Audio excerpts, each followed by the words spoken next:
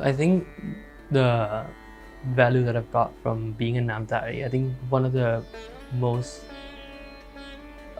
memories that I think about a lot is being a vegetarian. And I think today, especially growing up in Thai communities, I see the value of having this trait with me of being a vegetarian from birth, because as I grow up in a Thai society, I start to see a lot of my friends who are Thai friends, right? Like they this is one of the qualities that they've always been fascinated about whenever they meet me. It's one of the first striking feature that comes across, and they always admire it.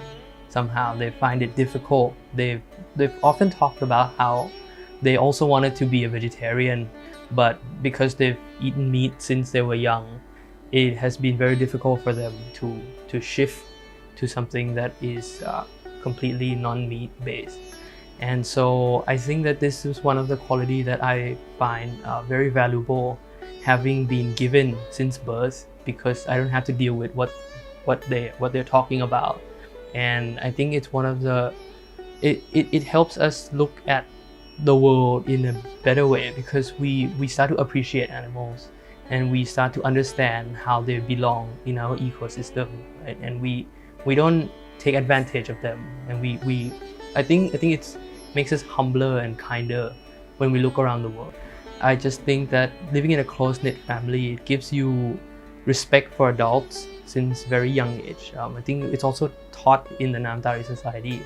And when you grow up to become a gentler, kinder person. You don't grow up to become rude to adults, and in that way you respect people more. You learn to give respect to older people and get along better in society. You don't become too harsh. So that's another one of the qualities that I've got. But I think living as if God exists is a good way to live your life, because otherwise there is no way, you have no moral belief.